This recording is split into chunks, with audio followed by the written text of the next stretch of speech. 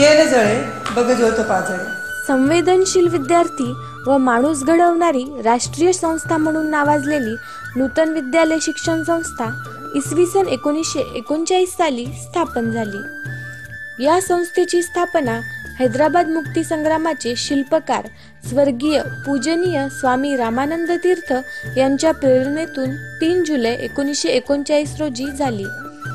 सेलू नगरीचे पहिले नगराध्यक्ष स्वातंत्र्य सैनिक दलित मित्र स्वर्गीय श्रीरामजी भांगडिया यांच्या सक्रिय योगदानातून संस्थेच्या गतिमान विकासाचा आरंभ झाला.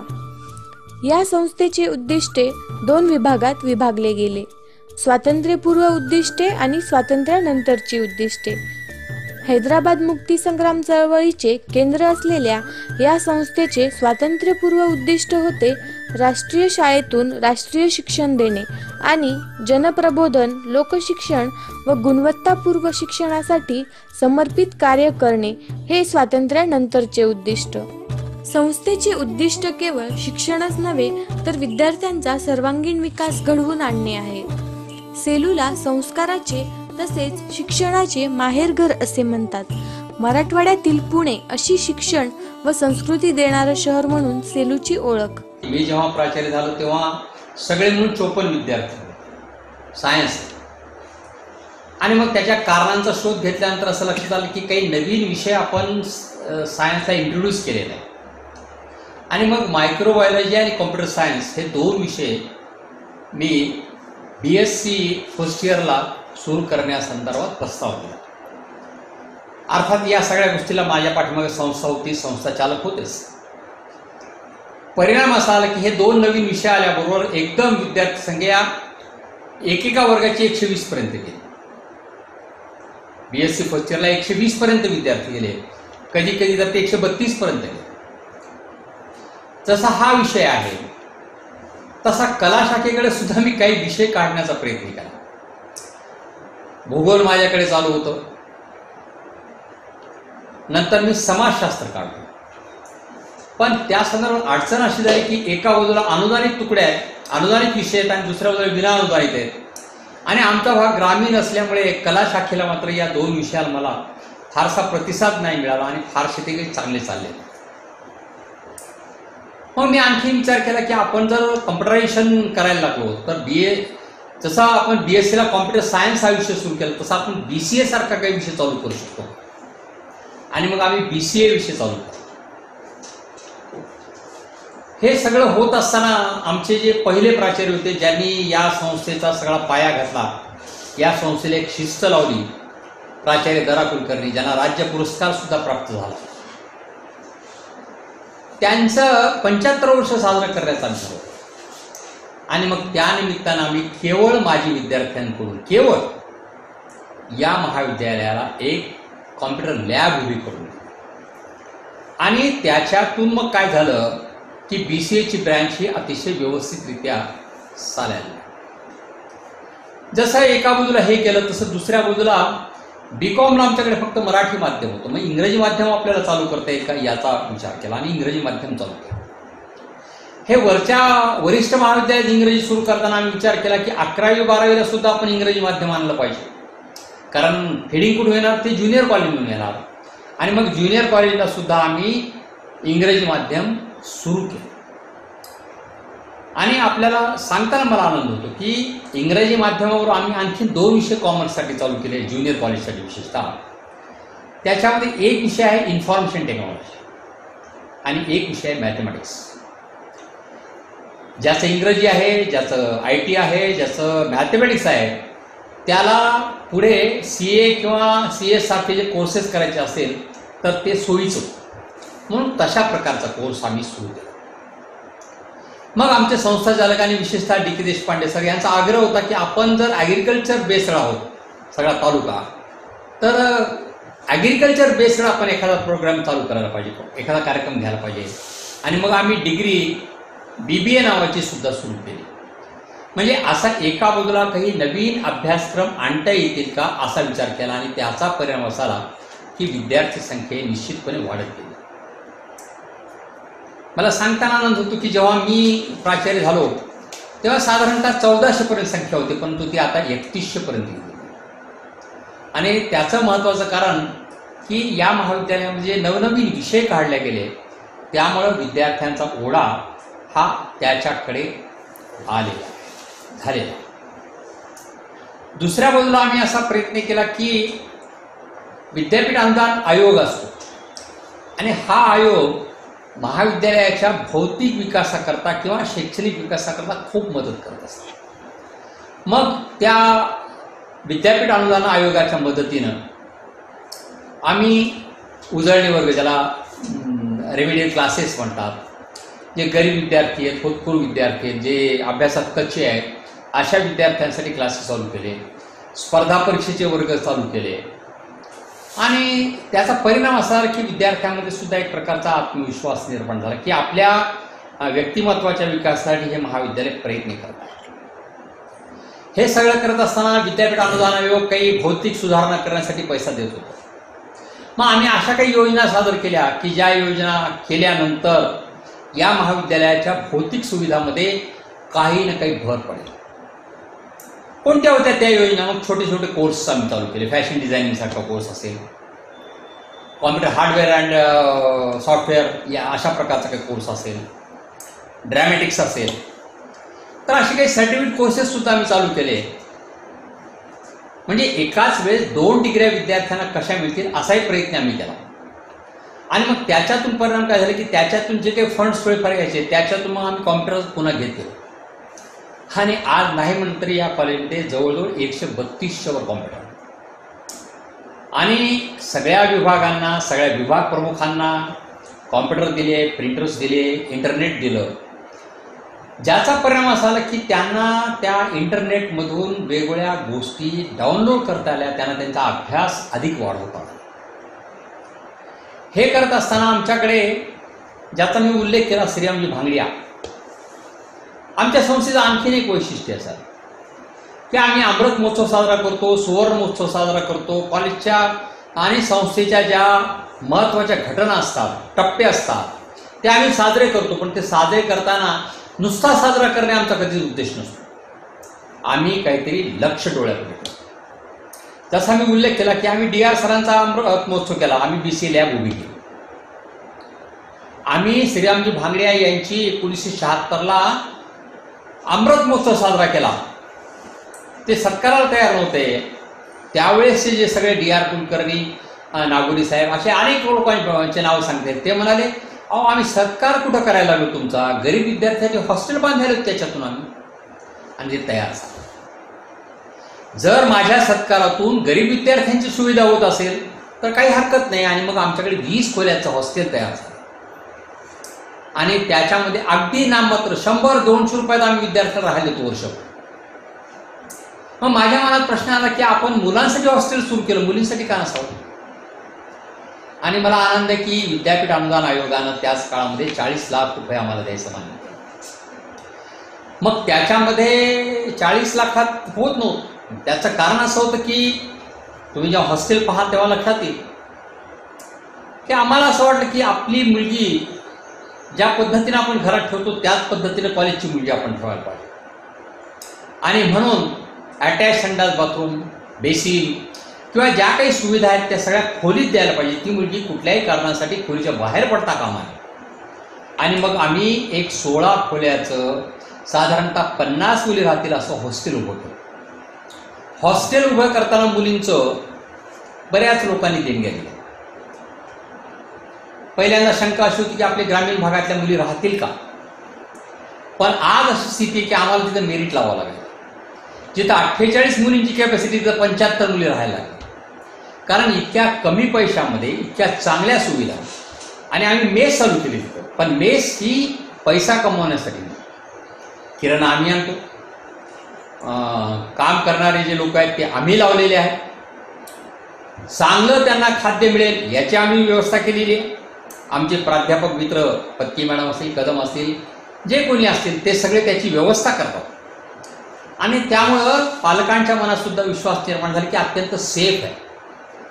मग त्या हॉस्टेलमध्ये मुली आपल्या चांगलं राहू शकतात बाहेरच्यापेक्षा.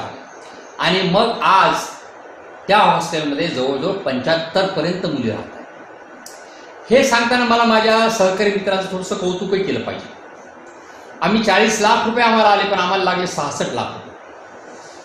माझ्या स्टाफने त्याच्यासाठी अनामत म्हणून मला काही रक्कम दिल्या आणि त्या आजपर्यंत मागितल्या. आम्ही डिपॉझिट घेतले त्यावेळेस. आम्ही पगाराच्या असे टक्के ठरवले की 60% तुम्ही डिपॉझिट म्हणून द्या. आम्ही ठरवलं होतं खरं म्हणजे 3 वर्षात परत करू आम्ही, पण आम्हाला जमलं नाही. आणि त्याचं कारण असं की आम्हाला दरम्यानच्या काळात 2दा नॅक करावे लागले. पहिल्यांदा आम्ही 2013ला नॅक केलं, दुसऱ्यांदा 2018ला नॅक केलं. पद्मावत मॅडमच त्याचे IQC कॉर्डिनेटर होते. 18च्या 13चे दंड होते. हे करत असताना मला आनंद यायचा की 18चं जे नॅक आमचं झालं 18-19 मध्ये, त्यावेळेस सगळ्यांची ग्रेड कमी झाली, पण माझ्या महाविद्यालयाचं मार्क वाढलं. आणि याचं कारण काय झालं तर माझ्या सर्व सहकारी मित्रांनी आणि IQC कॉर्डिनेटरने सुद्धा महत्त्वाचा रोल त्यांचा असतो. त्या सगळ्यांनी एक दिशा दिली या सगळ्या कामाला आणि आपले मार्क वाढवले. हे सगळं करत असताना विद्यार्थ्यांच्या व्यक्तिमत्वाच्या विकासासाठी युवक महोत्सवाला आपण विद्यार्थी गेले पाहिजेत. राष्ट्रीय सेवा योजनेकरता खेड्यापाड्यात गेले पाहिजेत. हाही प्रयत्न आमचा होता. एक उन्नत भारत नावाची योजना आम्ही काढलेली आहे, म्हणजे आम्ही तसे आम्हाला मिळालेली. काय ती उन्नत भारत योजना? तर मोदी सरकारने असं ठरवलं की उच्च शिक्षण पहिल्यांदा खेड्याशी जोडायचं आणि उच्च शिक्षित जे लोक आहेत, जे विद्यार्थी आहेत, त्यांनी खेड्याचा जो अभ्यास करायचा आणि खेड्यातल्या समस्या ज्या काही आहेत त्या केंद्र सरकारला कळवायच्या. आणि मला आनंद आहे की आमच्याकडे जी उन्नत भारतची योजना मॅडमनी पहिल्यांदा पाठवली होती, त्याच्यानंतर डॉक्टर बैनवाड सवणकरांनी ती पुढे नेली आणि 5 खेड्यांचा सर्वे केला आणि खेड्यांचे काय प्रश्न आहेत ते केंद्र सरकारपर्यंत. या सगळ्या काळामध्ये मला जसा संस्थेचा पाठिंबा आहे तसा विद्यापीठाचा सुद्धा पाठिंबा खूप मिळालेला. 2008-9 मध्ये या महाविद्यालयाला उत्कृष्ट महाविद्यालय म्हणून विद्यापीठानं सन्मानित केलं. 2018-19 मध्ये मला उत्कृष्ट प्राचार्य म्हणून मला सन्मानित केलं. हे सगळं करत असताना विद्यापीठाच्या अनेक समित्यावर काम करण्याची मला संधी मिळाली. विशेषतः मी सिनेटचा सदस्य झालो.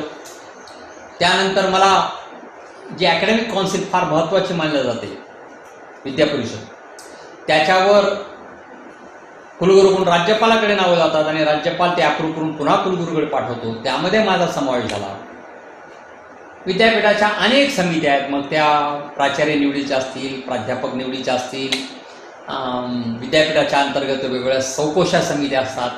अशा अनेक समित्यावर, स्क्रुटिनी समित्या असतात. अशा अनेक समित्यावर मला काम करण्याची संधी मिळाली आणि त्याचा परिणाम असा झाला की विद्यापीठातल्या सगळ्या अधिकाऱ्यांशी, विद्यापीठातल्या सगळ्या लोकांशी आमची एक जवळीक अशी निर्माण झाली आणि त्यामुळं महाविद्यालयाला सुद्धा त्याचा खूप फायदा. नमस्कार, मी doctor Nirmala Shivram Padmawat, IQC coordinator, Nutan Mahavidyalaya Selu. मी या महाविद्यालयात 20 ऑक्टोबर 2012 रोजी इंग्रजी विभागात सहाय्यक प्राध्यापक म्हणून रुजू झाले. मी याच महाविद्यालयाची माजी विद्यार्थिनी आहे. नूतन विद्यालय शिक्षण संस्थेमध्ये माझ्या घराण्यातील 3 पिढ्यांनी शिक्षण घेतले. आमचे प्राचार्य डॉक्टर शरद कुलकर्णी यांनी मला 11वी-12वी तसेच पदवीला राज्यशास्त्र हा विषय शिकवला. तर त्यांचे वडील स्वर्गीय सोनाजीपंत कुलकर्णी यांनी माझ्या वडिलांना शिकवले. याच महाविद्यालयात नोकरी करण्याची संधी मिळाली हे मी माझे भाग्य समजते. नूतन महाविद्यालयात नोकरी करताना समाधान वाटते, कारण हे महाविद्यालय केवळ शिक्षणाचेच नव्हे तर संस्कार आणि संस्कृतीचे धड देणारे महाविद्यालय आहे. इतकेच नव्हे तर सेलू शहर मुळातच संस्कार आणि संस्कृतीचे माहेरघर मानले जाते. असे म्हणतात की महाराष्ट्राचे सांस्कृतिक माहेरघर पुणे आहे, तर मराठवाड्याचे सांस्कृतिक माहेरघर हे सेलू आहे. केवळ सांस्कृतिकच नव्हे तर शैक्षणिक माहेरघरही म्हटले तर ते चुकीचे ठरणार नाही. सुख असो का दुःख असो, या शहराने एकत्र कुटुंब आणि एकत्र येऊन त्याचा सामना केलेला आहे. मराठवाडा मुक्ती संग्रामापासून ते कोरोना महामारीपर्यंत प्रत्येक सुख आणि दुःखात एकत्र येऊन यांनी जो सामना केला आहे तो खरंच एक वाखाणण्याजोगी बाब आहे. मार्च 2020 पासून कोरोना महामारीने सेलू शहर नसून एक कुटुंब आहे याची परत एकदा प्रचिती करून दिली. सेलूचे सौभाग्य असे की केवळ सेलूकरच नव्हे तर येथे असणारी प्रत्येक व्यक्ती, मग ती व्यक्ती प्रशासकीय विभागातील असेल, आरोग्य विभागातील असेल, पोलीस विभागातील असेल, नगर परिषद असेल किंवा शिक्षण विभाग असेल, प्रत्येकाने कोरोनावर मात करण्यासाठी सेलू एक कुटुंब याच भावनेने कार्य केले. यात नूतन विद्यालय शिक्षण संस्था, त्यांच्या इतर घटक संस्था तसेच नूतन महाविद्यालय हे कुठेही कमी पडले नाही. याची दखल प्रशासकीय व विभाग सेलू यांनी सुद्धा घेतली आणि संस्थेचे अध्यक्ष डॉक्टर SM लोयाजी, महाविद्यालयाचे प्राचार्य डॉक्टर शरद कुलकर्णी, कनिष्ठ महाविद्यालयाचे पर्यवेक्षक प्राध्यापक नागेश काणेकर तसेच कनिष्ठ महाविद्यालयाचे इतिहासाचे प्राध्यापक महेश कुलकर्णी यांना तहसील ऑफिस सेलू तर्फे कोविड युद्धाचे प्रमाणपत्र देऊन गौरविण्यात आले. दिनांक 13 मार्च 2020 ला डॉक्टर संजय हरबडे, वैद्यकीय अधीक्षक सेलू यांनी महाविद्यालयातील सर्व विद्यार्थी-विद्यार्थिनी, शिक्षक-शिक्षकेतर कर्मचारी यांना कोविड-19 याची माहिती दिली. तसेच त्यापासून संरक्षण कसे करावे आणि कोणती काळजी घ्यावी याचे मार्गदर्शन केले. त्यानंतर राष्ट्रीय सेवा योजना नूतन महाविद्यालय सेलू यांनी मास्क वाटप केले. राष्ट्रीय सेवा योजना बॉटनी आणि मायक्रोबायोलॉजी विभागाकडून कोरोना जागरण पोस्टर्स, फ्लेक्स विविध सोशल मीडियावर प्रसिद्ध केले. राष्ट्रीय स्तरावर 3 दिवसीय कोरोना जनजागरणाद्वारे डॉक्टर्सना बोलावून मार्गदर्शनपर सत्र ठेवले. प्राचार्य डॉक्टर शरद कुलकर्णी यांनी वयाची आणि जीवाची पर्वा न करता सर्व यंत्रणेला लागणारी मदत केली. नगर परिषद सेलू यांनी पण सर्व यंत्रणेला त्याच्या स्तरावर शक्य ते सहकार्य केले. शहराला स्वच्छ ठेवण्याचा तसेच आरोग्यदायी ठेवण्याचा प्रयत्न केला. सेलू शहराला स्वच्छ शहर हा शासनाचा पुरस्कारही मिळाला. येथील वैद्यकीय अधीक्षकास शासनाकडून परभणी 2 वेळेस कोविड योद्धा म्हणून गौरविण्यात आले.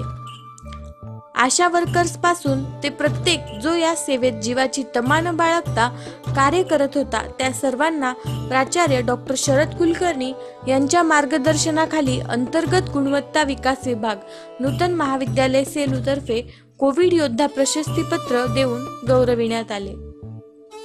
वेळोवेळी प्रशासनाला लागणारी प्रत्येक मदत नूतन महाविद्यालयाकडून देण्यात आली.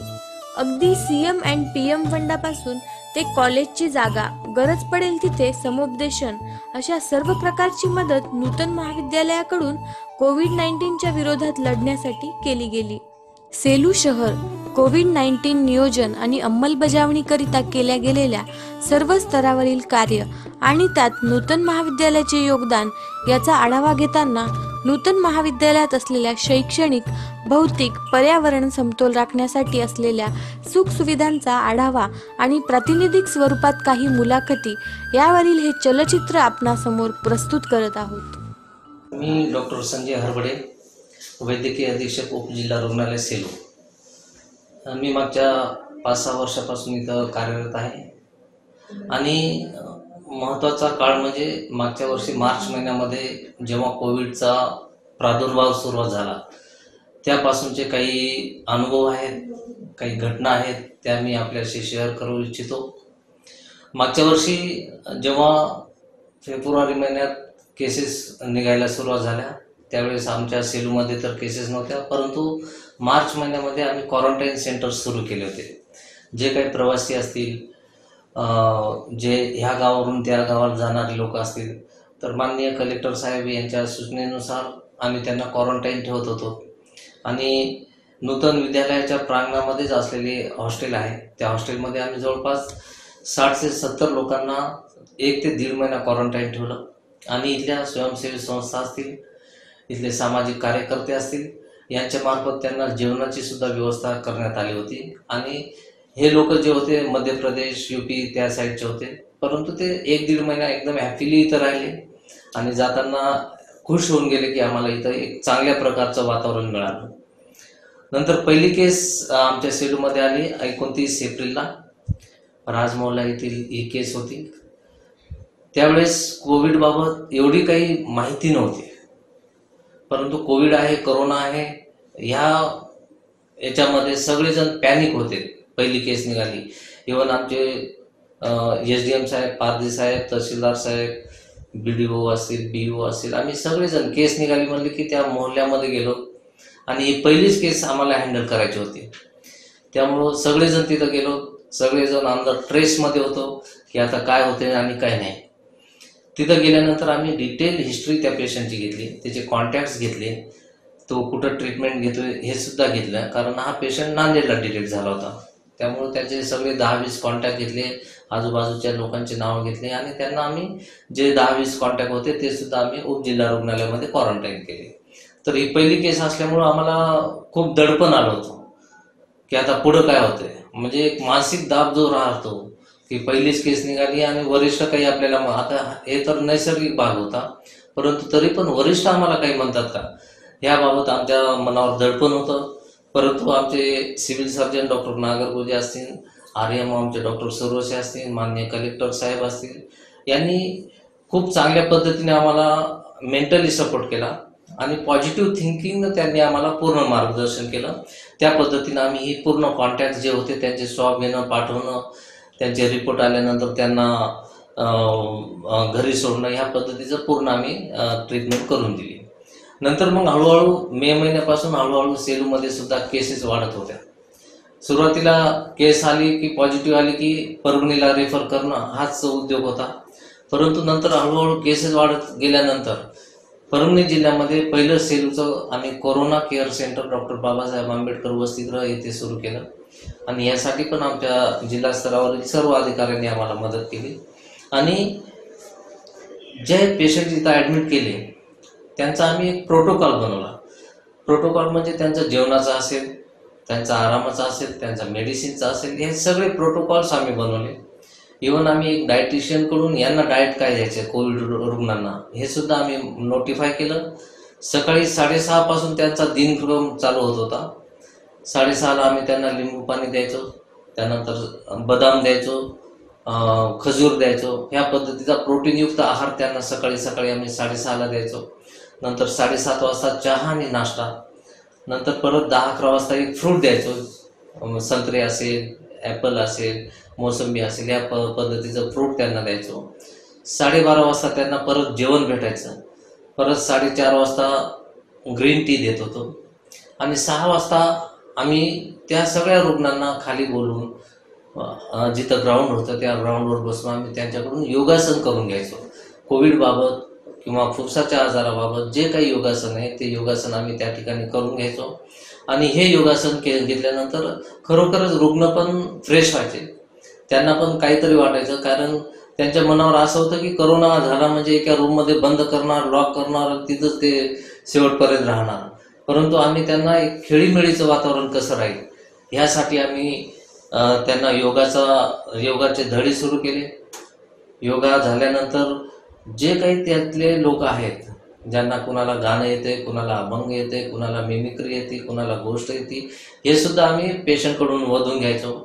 सुरुवातीच्या काळामध्ये पेशंट लाजायचे, त्यामुळं मी स्वतः आणि आमचे सहकारी सुद्धा तिथं आमच्या आवाज जरी चांगला नसला तरी पण आम्ही त्यांना गाणं म्हणून दाखवायचो, जोक सांगायचो, विविध रोगाविषयी माहिती द्यायचो, जेणेकरून त्या रुग्णांचं मनोबल वाढलं आणि त्यांनी सुद्धा त्यांच्यामधून बरेचसे लोक यायचे आणि ते स्टेजवर येऊन गाणे म्हणायचे, त्यांचे अनुभव सांगायचे. नोकरीला असत तर नोकरीविषयक काही सांगायचे, काही योजना असतील त्यांच्या डिपार्टमेंटच्या ते सुद्धा तिथं शेअर करायचे, जेणेकरून 1.5 ते 2 तास हा रुग्णाचा अत्यंत चांगला जायचा आणि लोक प्रसन्न व्हायचे. त्यानंतर 7:30 ते 8च्या दरम्यान त्यांना परत जेवण असायचं आणि 8:30 ते 9:30च्या दरम्यान हळदीचा काढा आम्ही संध्याकाळी द्यायचो. ह्या पद्धतीचा दिनक्रम ह्या रुग्णांना कंटिन्यू चालू होता, नॉनस्टॉप चालू होता. ऊन असो पाऊस असो हा दिनक्रम कधीही एकही दिवस खाडा न पडता त्याच्यात चालू होता. त्यानंतर पेशंट जे आहेत त्यांचं मनोबल जे आहे इतकं खचलेलं असतं की आम्ही पॉझिटिव्ह आलो म्हणजे आमच्याकडे कोणी येणार नाही, कोणी बोलणार नाही, आम्हाला एक रूममध्ये गोळ्या फेकल्या जातील. परंतु आम्ही आमच्या जे कोविड सेंटरचा स्टाफ आहे, उपजिल्हा रुग्णालयाचा स्टाफ आहे, यांची मी ट्रेनिंग घेऊन त्यांना काउन्सिलिंग करून पेशंटला कसं मानसिक औषधासोबत मानसिक मनोबल कसं द्यायचं ह्याबाबत ट्रेनिंग देऊन त्यांना ट्रेन केलं. आणि अक्षरशः प्रत्येक रूममध्ये जाऊन माझी स्टाफ असेल, माझे डॉक्टर्स असतील, माझा कर्मचारी असेल, हे प्रत्येक रूममध्ये जाऊन त्यांना ट्रीटमेंट द्यायचा, त्यांना प्रत्येक गोष्ट विचारायचा, काही त्रास आहे का हे विचारायचो आणि विदाऊट फिअर ते जायचे. कर्मचारी म्हणलं तरी त्याला सुरुवातीला भीतीच होती, परंतु विदाऊट फिअर ते कोविड सेंटरमध्ये जायचे आणि ह्या पद्धतीनं पेशंटला पूर्णपणे बोलत बोलत त्यांना औषधं सुद्धा द्यायचे. माझे पण सकाळी आणि संध्याकाळी राऊंड राहायचे. त्यावेळेसही मी त्यांना मॅक्झिमम त्यांचे जे काही प्रश्न असतील, शंका असतील, कुशंका असतील, ह्या पूर्ण आम्ही निरसन झाल्याशिवाय मी पुढे जायचो नाही. त्यामुळं रुग्णांना खूप चांगला मानसिक आधार भेटला आणि हे कोविड सेंटर अत्यंत चांगल्या पद्धतीनं नावाजल्या गेलं. इव्हन महाराष्ट्र शासनाने सुद्धा याची दखल घेतली. माननीय पालकमंत्री आहेत, त्यांच्या हस्ते सुद्धा कोविड सेंटरचा वॉरियर म्हणून माझा प्रातिनिधिक स्वरूपात सत्कार झाला. माननीय आरोग्यमंत्री राजेश भैया टोपे असतील, त्यांच्या हस्ते सुद्धा सत्कार झाला. माझा म्हणजे माझ्या पूर्ण टीमचा सत्कार होता आणि हा सत्कार आम्ही तालुक्याच्या वतीनं मला देण्यात आला. तर ही कोविडची जी स्थिती होती, कोविडच्या लोकांचं मनोबल आहे, ह्या सगळ्या स्थितीचा विचार करून आम्ही पेशंट वाढवत गेलो. पेशंट वाढले. इव्हन बाहेरच्या तालुक्यातून, इथं बाजूला मंठा आहे, परतूर आहे, इकडं माझगाव आहे, पाथरी आहे, हे सेंटर खूप चांगलं आहे. त्यामुळं इकडचे लोकसुद्धा, बाहेरच्या तालुक्यातले लोकसुद्धा आमच्या सेंटरमध्ये भरती होऊ लागले आणि आम्ही बाहेरचा तालुक्यातला असला तरी आम्ही त्यांना जी वागणूक आहे ती सेम द्यायचो. आणि कारण पेशंट चांगला आहे म्हणून आमच्याकडे आलेला आहे, चांगलं सेंटर आहे म्हणून आलेलं आहे आणि त्यांना सुद्धा आम्ही चांगल्या पद्धतीची वागणूक देण्याचा प्रयत्न केलेला आहे. आता याच्यामध्ये सुरुवातीच्या काळामध्ये काही आमचे कर्मचारी घाबरत होते की कोविडच्या रुग्णाकडे जायचं कसं, PPE घालायची. पण नंतर हळूहळू जसं त्यांना समजलं की कोविडचा रुग्ण जरी असला तर आपण 3 फुटाचं अंतर ठेवलं, मास्क लावला, कॅप घातली, ग्लोव्ज घातले तर आपल्याला हा कोरोना होणार नाही. तर आणि ही प्रॅक्टिस मी माझ्यापासून सुरुवात केली. माझ्याकडे बघून मग माझे कर्मचारी डॉक्टर जे आहेत त्यांनी सुद्धा त्या पद्धतीनं सुरुवात केली आणि पेशंटच्या रूममध्ये जाऊन त्यांना इंजेक्शन असतील, सलाईन असतील किंवा इतर मेडिसिन असतील हे सुद्धा त्यांना देण्यात आले. दुसरी गोष्ट, कोविडचा रुग्ण जेव्हा आमच्याकडं भरती व्हायचा त्यावेळेस अत्यंत घाबरलेला असतं. म्हणजे बऱ्याच पेशंटच्या तर अंगाला घाम आलेला असेल, बऱ्याच पेशंटचे बोलता बोलता त्यांची बोबडी ओळत होती, कुणाचे हातपाय थरथरत होते की त्यांना वाटायचं की मी आता मरणार. परंतु पेशंट जेव्हा आमच्याकडे ॲडमिट होत होता त्यावेळेसच आम्ही त्याची काउन्सिलिंग करायचो. 15-20 मिनिट, अर्धा तास, जोपर्यंत त्या पेशंटचं मानसिक समाधान पूर्ण होत नाही किंवा मानसिक मनोबल वाढत नाही तोपर्यंत आम्ही त्याची काउन्सिलिंग करत होतो. आणि काउन्सिलिंग झाल्यानंतर म्हणजे कोरोना काय आहे, विषाणू काय, ह्याच्यापासून त्याला टेक्निकल नॉलेज सुद्धा आम्ही सांगत होतो. आणि हा पूर्ण बरा होण्यासारखा रोग आहे हे जेव्हा त्याला सांगितलं त्यावेळेस त्याचं मानसिक जे संतुलन आहे ते व्यवस्थित व्हायचं आणि तो आमच्याकडे भरती व्हायचा. आणि नंतर मग 1-2 दिवस झाल्यानंतर तो या वातावरणामध्ये अत्यंत चांगल्या पद्धतीनं मिसळून जायचा. इव्हन काही लोक होते, काही पेशंट्स होते, त्यांनी तर आम्हाला अजून 2-4 दिवस इथंच ठेवा असं सुद्धा म्हणायचे की इथं एवढी चांगली व्यवस्था, आमच्या घरच्यापेक्षा चांगली व्यवस्था आहे, आम्हाला इथंच ठेवा. असे सुद्धा काही पेशंटच्या प्रतिक्रिया व्हिडिओज आमच्याकडे आहेत, त्यांनी दिलेल्या डिस्चार्ज होतानाच्या प्रतिक्रिया आहेत. तर ह्या पद्धतीने हे सेंटर होतं. प्रत्येक पेशंटला आम्ही ॲडमिट होताना त्याची वेगळी स्टीलची प्लेट द्यायचो, ग्लास द्यायचो, वाटी द्यायचो, चमचा द्यायचो. म्हणजे त्या पेशंटची जी किट आहे ती पूर्ण आम्ही त्याला देऊन टाकायचो खाण्यापिण्यासाठी. आणि त्यासोबतच त्याला ब्रश असेल, पेस्ट असेल, तेल असेल, त्यानंतर अंगाची साबण असेल, कपड्याची साबण असेल, भांड्याची साबण असेल, ब्रश असेल, हे सगळ्या गोष्टी आम्ही त्या पेशंटला ॲडमिट होताना द्यायचो. इव्हन बेडशीट असेल, चटई असेल, हे किटच आम्ही बनवलेल्या होत्या आणि ह्या किट आम्ही त्यांना देत होतो. बरेचसे अनुभव असे असतात की आपण एखाद्या गावाला जातो पण ब्रशच विसरतो, कधी तेलच विसरतो. हे आपल्या अनुभवातून आम्ही ते शिकलो आणि ही किट आम्ही बनवून देऊन त्या पेशंटला आम्ही सुरुवातीला दिल्यामुळं त्याला घरून सुद्धा काही आणण्याची गरज नव्हती किंवा काही मागवण्याची गरज नव्हती. सर्व औषधी आमच्याकडे होती उपलब्ध. जिल्हा स्तरावरून आम्ही जी मागणी केली ती औषधं आम्हाला जिल्हा स्तरावरून आमचे माननीय जिल्हा शल्य चिकित्सक डॉक्टर नागरगोजे सर असतील, त्यांना फोन केला की ते मेडिसिन आम्हाला देत होते. त्यामुळे मेडिसिनची कमतरता आम्हाला पडली नाही किंवा इतर गोष्टीची सुद्धा काही असेल तर ती सुद्धा कमतरता पडली नाही. त्याच पद्धतीने इथले जे उपजिल्हाधिकारी डॉक्टर श्री पारधी साहेब आहेत, तहसीलदार साहेब आहेत, यांनी सुद्धा आम्हाला फुल्ली सपोर्ट केला. कारण फायनान्शियल गोष्टी ज्या आहेत त्या महसूल विभागाकडे होत्या, परंतु आम्ही ज्या ज्या सूचना केल्या, आम्ही जे जे सजेशन दिले त्यांनी ॲक्सेप्ट केले आणि त्या पद्धतीने त्यांनी आम्हाला ते सुद्धा पुरवठा केला. त्यामुळं आम्ही हे सेंटर एकदम चांगल्या पद्धतीनं चालू शकलो. नाहीतर याच्यात थोडा जरी अडथळा आला असता तर आम्ही काम करून आमचं काम होत नाही म्हणून आमचंही मनोबल खचलं असतं. परंतु आमच्या या अधिकाऱ्यांनी आम्हाला पूर्ण सपोर्ट दिला. त्याच पद्धतीनं सेलूतले जे काही नागरिक आहेत यांनी सुद्धा आम्हाला चांगल्या पद्धतीनं सपोर्ट केला. नाहीतर काम करूनही बऱ्याचशा वेळेस शिवा देतात लोक, हेच का तेच का, परंतु तसं नाही. सेलूतल्या नागरिकांनी, प्रत्येक नागरिकांनी, पेशंटनी, त्यांच्या नातेवाईकांनी आम्हाला खूप चांगल्या पद्धतीने ॲप्रिशिएशन दिलं. त्यामुळं आम्हाला प्रोत्साहन भेटलं, आमच्या कर्मचाऱ्यांना प्रोत्साहन भेटलं की आपण काम केले, त्यामुळं काम केल्याचा मोबदला आपल्याला भेटला असं आम्हाला वाटायचं. कुणीतरी आमची पाठ ठोफटली तर आम्हाला समाधान व्हायचं. त्यामुळं आमच्या कर्मचाऱ्यांनी पण कधी कंटाळा केला नाही. कोणत्या वेळेला या आमचा 24/7 कर्मचारी आणि डॉक्टर त्या सेंटरला राहायचाच. ह्या पद्धतीने हे कोविड सेंटर आम्ही चालवलं. ह्यामध्ये कोविडचं काम करताना फक्त पेशंटची ट्रीटमेंटच नसते, तर जे काही पेशंटचे कॉन्टॅक्ट्स असतात त्याला आपण कॉन्टॅक्ट ट्रेसिंग किंवा सहवासाची शोध मोहीम ही सुद्धा आम्हाला घ्यावं लागते. एखादा पेशंट एखाद्या घरात निघाला तर त्याच्या घरातले 20 ते 25 कॉन्टॅक्ट येऊ शकतात. मग त्याच्या घरातले 4-5 मेंबर असतील, तो दुकानावर गेला असेल तर दुकानदार असेल, ऑफिसमध्ये असेल तर ऑफिसचे जे कर्मचारी आहेत ते आहेत, किंवा त्याचे मित्रमंडळी असतील. हे सगळे जवळपास 20 ते 25 कॉन्टॅक्ट त्या ह्याच्यामध्ये निघायचे कॉन्टॅक्ट ट्रेसिंगमध्ये. आणि ह्या सगळ्यांची आम्ही कॉन्टॅक्ट लिस्ट बनवायचो आणि त्या लिस्टप्रमाणे त्यांची RT-PCR किंवा रॅपिड तपासणी करून त्याच्यातले जर काही पॉझिटिव्ह आले तर त्यांना सुद्धा आम्ही आयसोलेशनमध्ये आणत होतो. ह्यासाठी आम्हाला शिक्षण विभागाची मदत खूप चांगल्या पद्धतीने लाभली. कारण आरोग्य कर्मचारी फक्त ट्रीटमेंट देण्यापुरतेच होते आणि तेवढं मनुष्यबळ नव्हतं की त्या घरापर्यंत जा, त्यांचे कॉन्टॅक्ट शोधा. त्यासाठी माननीय पारधी साहेब आणि तहसीलदार साहेब, शेवाळे साहेब यांनी आम्हाला शिक्षकांच्या नेमणूक दिला. तुम्हाला किती शिक्षक लागतात ते सरळ विचार, डॉक्टर साहेब तुम्हाला किती शिक्षक लागतात, आणि आम्ही जेवढे शिक्षक सांगितले तेवढे शिक्षक आम्हाला त्यांनी आमच्या कॉन्टॅक्ट ट्रेसिंगसाठी पूर्ण दिला. त्यासाठी गट शिक्षण अधिकारी असतील किंवा BDO साहेब असतील यांचं सुद्धा आम्हाला खूप चांगलं सहकार्य लाभलं. कारण आम्ही 15 शिक्षक म्हणलं तर 15 शिक्षकांच्या ऑर्डर सहीनिशी आमच्याकडे यायच्या आणि शिक्षक सुद्धा आमच्याकडे यायचे. आणि ही जी शोध मोहीम होती, या शोध मोहिमेमध्ये शिक्षकांनी सुद्धा खूप चांगल्या पद्धतीनं काम केलं. त्यांना जी ट्रेनिंग दिली त्या ट्रेनिंगनुसारच त्यांनी सहवासी शोधले आणि त्यामुळं सहवासी लवकर सापडले, कॉन्टॅक्ट लवकर सापडले, त्यांच्या टेस्टिंग लवकर सापडल्या, अर्ली डिटेक्शन ऑफ केसेस झाले आणि ते सिव्हिअर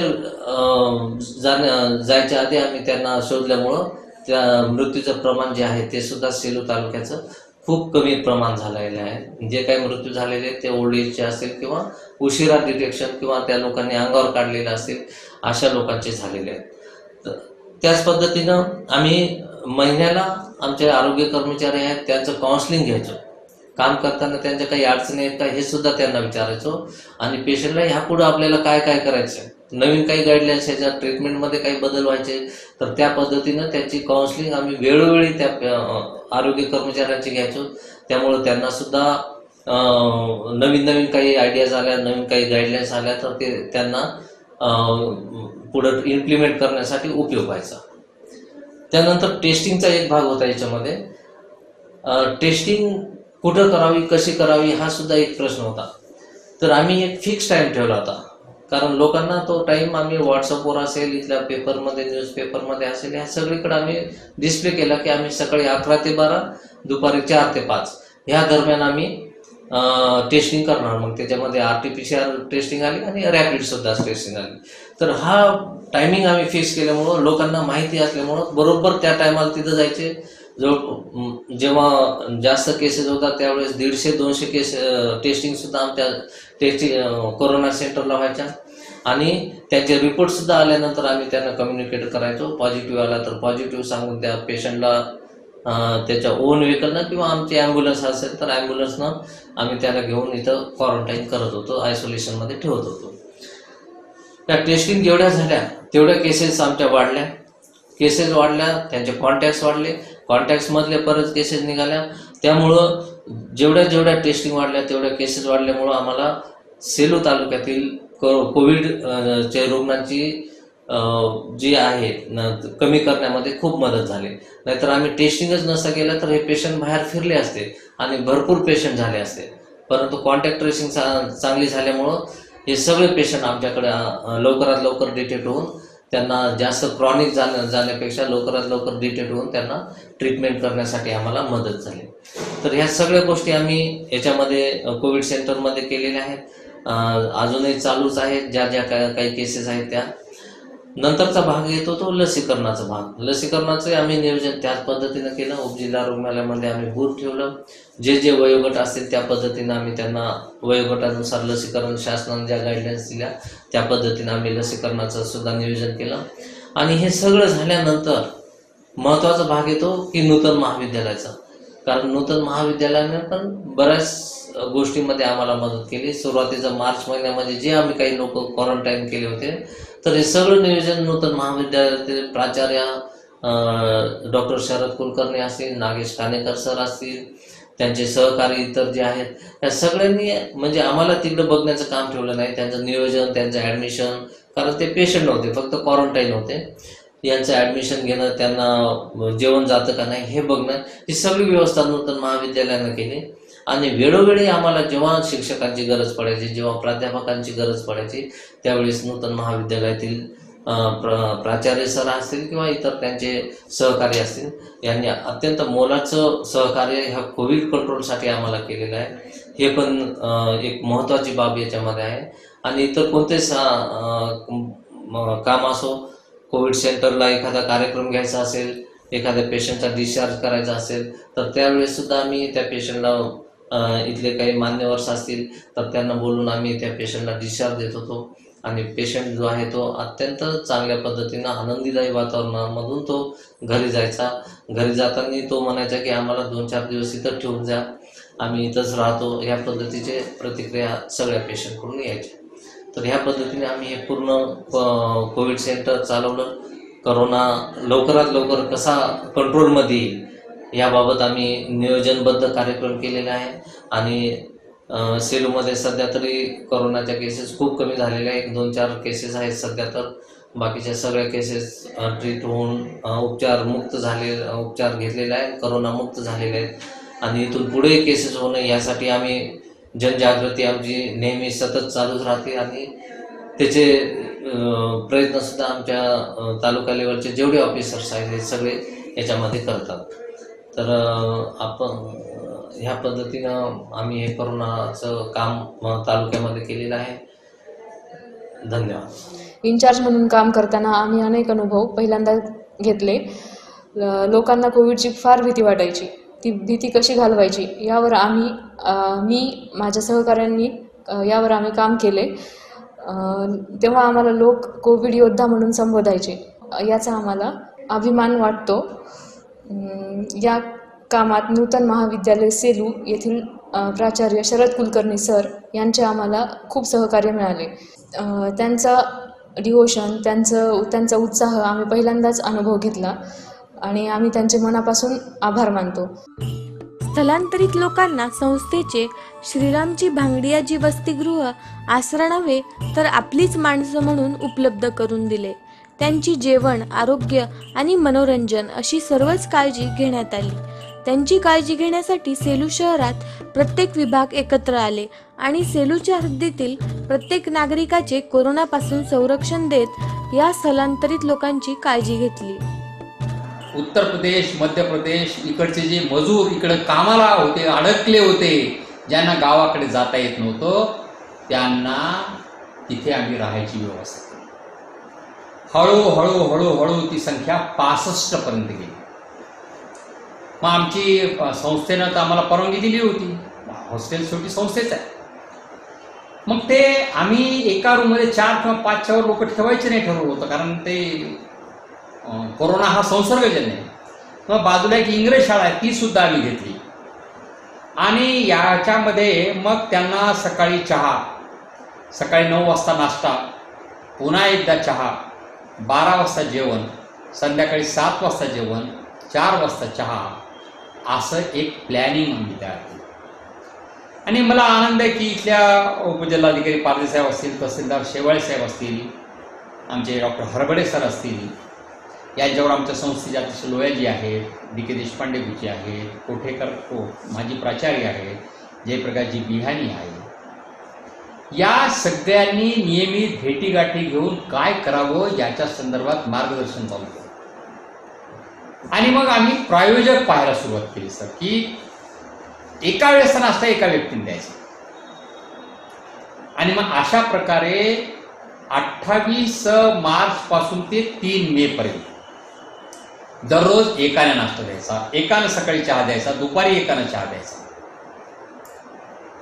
आणि जेवणाच्या बाबतीमध्ये मात्र दोघांनीच ती जबाबदारी घेतली. एक महेश सेवा मंच म्हणून इथे आहे, त्यांनी सांगितलं की दुपारचं जेवण जे आहे ते आम्ही तुम्हाला म्हणतो, आणि संध्याकाळचं जेवण आहे ते नितीन कला व क्रीडा मंडळ जे आहे ते म्हणाले आम्ही आणतो. आणि अशा प्रकारे 65 लोकांची सगळी व्यवस्था आम्ही त्या हॉस्टेलमध्ये आणि ते यूज करून घेतली. प्रश्न असा होता की यांनी काय करावं इतक्या वेळ दिवस रात. मग आम्ही तिथं 2 TV सेट लावतो.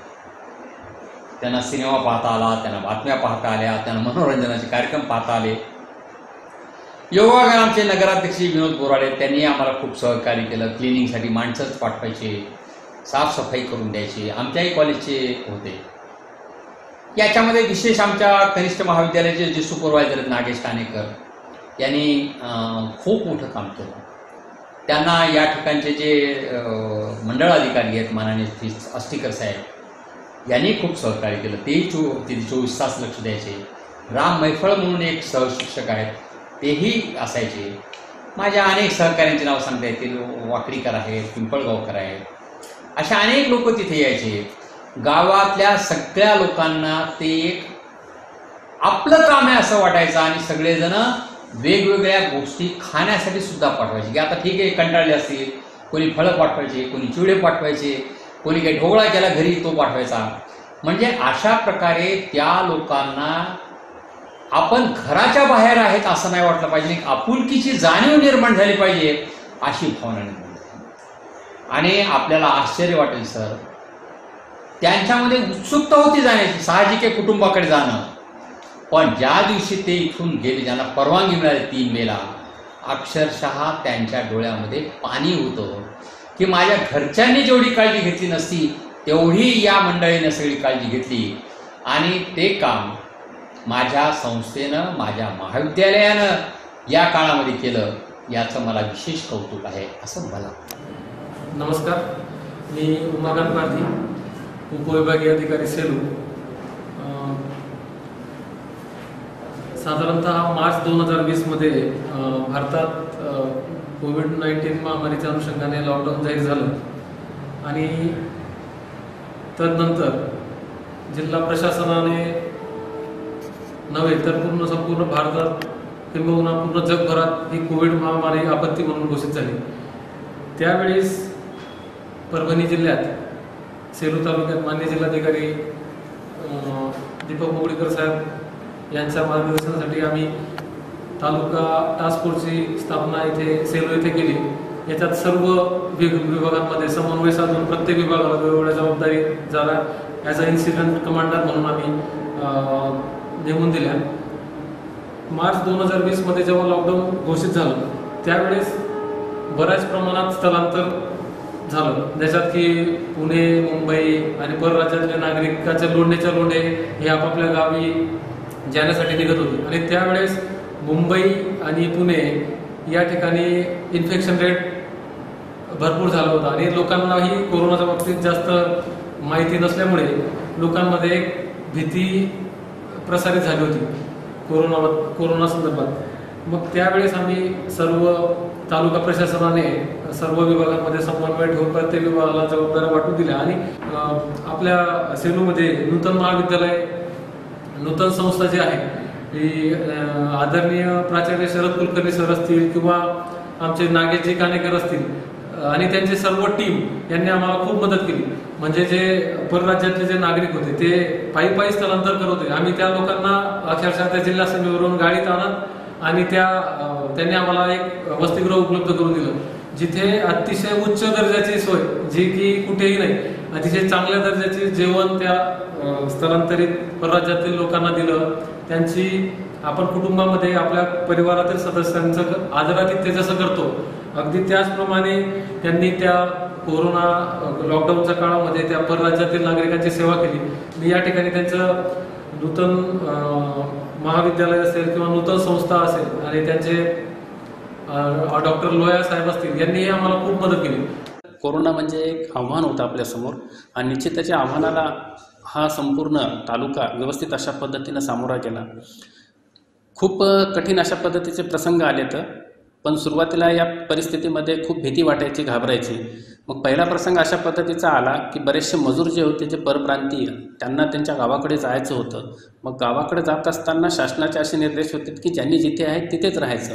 मग पहिला हा प्रसंग अवघड होता अशा पद्धतीचा. त्यावेळेस SDM सरांनी मला पहिल्यांदा फोन केला आणि विचारलं की सर याच्यावरती काय करायचं. सरांनी मी स्पष्टपणे तिथे सांगितलं की याच्यासाठी सर्वात उत्तम आणि चांगला उपाय म्हणजे नूतन महाविद्यालयाचं वसतिगृह सर. तिथं पूर्ण अशा पद्धतीच्या सुविधा आहेत आणि चांगल्या पद्धतीनं आपल्याला ते करता येतं. मग त्यांनी ती प्रत्यक्षामध्ये जागा पाहिली आणि तिथे सर्व या 70-75 जणांना इथे ठेवलं. हे सर्व मजूर तिथे राहिले आणि अतिशय त्यांच्या घरच्यापेक्षाही जास्त अशा पद्धतीची काळजी या महाविद्यालयाच्या शिक्षकांनी सर्वजणांनी घेतली. खरं म्हणजे स्थलांतरित लोकांचा सर्वात मोठा विषय होता. तो विषय नूतन संस्थेने सोडवला. त्यांनी त्यांची वसतिगृहाची इमारत या स्थलांतरित लोकांसाठी कोविड सेंटर म्हणून तिथं सर्वप्रथम सुरुवात करण्यात आली. तिथले बाहेर राज्यातील लोक तिथं थांबून त्यांची सर्व सुविधा या महाविद्यालयातर्फे करण्यात आली. मी या संस्थेचे अध्यक्ष लोया सर, प्राचार्य शरद कुलकर्णी सर, तसेच आपलं कानेकर सर आणि महेश कुलकर्णी या सर्वांचे मी सर्व शेड्यूल वासियांतर्फे आभार मानतो. कारण की त्यांनी चांगल्या पद्धतीने सुविधा तिथं पुरवल्या व या महामारीसाठी त्यांनी त्यांचं योगदान दिलं. हे निर्वासित किंवा इतर राज्यातले जे काही मजूर लोक आहेत, या मजूर लोकांना या ठिकाणी थांबवायचं, ठेवायचं असं या ठिकाणच्या डेप्युटी कलेक्टरना, तहसीलदार साहेबांना, नगराध्यक्षांनी नव्हे तर प्रशासनानं या ठिकाणी ठरवलं. आणि मग या कालावधीमध्ये या सगळ्यांची व्यवस्था कुठे करावी, तर ती नूतन महाविद्यालयाच्या श्रीरामजी भांगडिया वसतिगृहामध्ये करावी असं या ठिकाणी ठरलं. आणि त्या पद्धतीनं संस्थेचे अध्यक्ष आदरणीय डॉक्टर SM लोया साहेब यांच्या मार्गदर्शनाखाली प्राचार्य शरद कुलकर्णी सर या ठिकाणी काम पाहू लागले आणि माझे सहकारी असलेले महेश कुलकर्णी यांनी देखील त्या ठिकाणी काम केले. सेलू स्वतंत्र भारताच्या सेलू शहराचे प्रथम नागरिक स्वर्गीय श्रीरामजी भांगडिया यांच्या आशीर्वादाने आणि प्रेरणेने नूतन विद्यालय शिक्षण संस्था नावाचे जे रोपटे पेरले गेले, आज त्याचे एक मोठ्या वटवृक्षात रूपांतरित झाले आहे. त्याची जाणीव कोरोनाने परत एकदा करून दिली. याच श्रीरामजी भांगडे यांच्या नावाखाली जे श्रीरामजी भांगडिया वसतिगृह संस्थेने निर्माण केले होते, त्या वसतिगृहात जवळपास 68 मायग्रेट लोकांना 72 दिवस आसरा मिळाला. आसरा नाही म्हणता येणार, त्यांना इथे कौटुंबिक वातावरण मिळाले. ही संस्था आदरणीय स्वामी रामानंद तीर्थ यांच्या आशीर्वादाची आणि प्रेरणाची पण एक जपवणूक करणारी संस्था आहे. मला अभिमानाने इथे एक बाब अशी सांगावी वाटते की स्वामी रामानंद तीर्थ जेव्हा मराठवाड्याची पाहणी करत होते, तेव्हा त्यांच्यासोबत 6 महिने माझ्या वडिलांनी सुद्धा तो प्रवास केलेला आहे आणि त्यांचा मराठवाड्यासाठीचा त्याग पण त्यांनी पाहिलेला आहे. गेल्या 8 वर्षात या संस्थेत काम करत असताना मला पदाधिकारी आणि प्राचार्यांनी जे सहकार्य केले, त्यामधून ही संस्था किंवा हे नोकरीचे ठिकाण नसून एक आपले कुटुंब आहे अशीच मला जाणीव झाली. पालकत्वाची जाणीव मला प्राचार्य आणि संस्थेच्या पदाधिकाऱ्यांनी वेळोवेळी करून दिली. माझ्यावर ज्यावेळेस अंतर्गत गुणवत्ता विकास विभागाची जबाबदारी आली, त्यावेळेस कामं करताना वेळेचं आपल्याला भान ठेवता येणार नाही, डिवोशननं काम करावं लागेल हे माहीत होतं. पण सोबतच मला हेही विश्वास होता की संस्था आणि प्राचार्य मला इथं वेळोवेळी मदत करतील. एक महिला म्हणून मला कधीच इथे असुरक्षितता वाटली नाही. रात्री 3 किंवा 4 वाजताही मी घरी गेले असेल तर मला पालकत्वाचीच जाणीव इथे मिळाली होती. ही डॉक्युमेंटरी बनवत असताना मी हे आवर्जून सांगेल की आम्ही सेलूकर स्वतःला खूप भाग्यवान समजतो, कारण आमच्या सेलूमध्ये नव्हे सेलूतून येणारे बाहेरचेही लोक, मग ते प्रशासकीय अधिकारी असतील, आरोग्य अधिकारी असतील, पोलीस विभाग असेल, यांनी सेलूमध्ये आल्यानंतर सेलूला सेलूकरांचीच जाणीव करून दिली. त्याच भावनेने त्याच तळमळीने कोरोना महामारीवर मात करण्याचा प्रयत्न केला. सेलू पॅटर्न हा महाराष्ट्रात गाजला. इथलच्या आरोग्य अधिकाऱ्याला महाराष्ट्र शासनाकडून त्यामुळे पुरस्कारही मिळाला. केवळ आरोग्य विभागच नव्हे तर शिक्षण विभाग, पोलीस विभाग, प्रशासन, नूतन विद्यालय शिक्षण संस्था, येथील बऱ्याचशा NGO यांनी परत एकदा ही जाणीव करून दिली की सेलू हे खरंच संस्काराचे सांस्कृतिक ह्याचे बाहेरघर आहे. आणि ही डॉक्युमेंटरी बनवत असताना या सगळ्या मुलाखतीमध्ये आपल्याला हे जाणवूनही आले असेल. ही डॉक्युमेंटरी बनवताना आम्हाला ज्यांनी सहकार्य केले त्या सर्वांचे नूतन विद्यालय शिक्षण संस्थेकडून मी धन्यवाद करतो. प्राचार्य डॉक्टर शरद कुलकर्णीच्या कार्यकाळात महाविद्यालयाला जाणीव जागर या उपक्रमास 2 पुरस्कार मिळाले. तसेच प्रेरणा नावाचे वार्षिकांक विद्यार्थी संपादक समितीद्वारे अगदी सुरुवातीपासून महाविद्यालयात प्रकाशित होते. या वार्षिकांकास स्वामी रामानंद तीर्थ मराठवाडा विद्यापीठ नांदेड तसेच यशवंतराव चव्हाण प्रतिष्ठान यांच्यामार्फत 15 पेक्षा अधिक पुरस्कार मिळाले.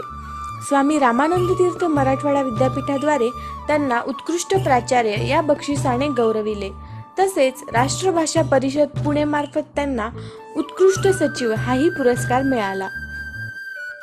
सन 1939 रोजी लावलेले हे रोपटे आज वटवृक्षात रूपांतरित झाले आहे. नूतन विद्यालय, नूतन महाविद्यालय, श्रीमती ल.ला. रा. नूतन कन्या प्रशाला, श्रीमती तेजीबाई कन्या अग्रवाल उच्च माध्यमिक विभाग, नूतन पूर्व प्राथमिक विभाग, सौ सावित्रीबाई व नूतन प्राथमिक शाळा, नूतन इंग्लिश स्कूल, यातून 9000हून अधिक विद्यार्थी व विद्यार्थिनी आज शिक्षण घेत आहेत. 5 दशके झाली नूतन महाविद्यालयाच्या स्थापनेला. महाविद्यालयीन स्तरावर विद्यार्थी व विद्यार्थिनीसाठी सुसज्ज वसतिगृह उपलब्ध झाले. ग्रंथालय हे महाविद्यालयाचा आत्मा आहे, ज्यामध्ये विद्यार्थ्यांसाठी 60,000 पेक्षा अधिक ग्रंथसंपदा आहे. नूतन महाविद्यालयातील राष्ट्रीय सेवा योजना पथकास उत्कृष्ट कार्यक्रमाधिकारी हा महाराष्ट्र शासनाकडून पुरस्कार प्राप्त झाला. या महाविद्यालयाचे विद्यमान प्राचार्य डॉक्टर शरद कुलकर्णी यांनी 2006 मध्ये प्राचार्य पदाचा कार्यभार हाती घेतला. तत्पूर्वी म्हणजे सन 2003 मध्ये महाविद्यालयाचे नॅक मूल्यांकन पहिले सायकल झाले.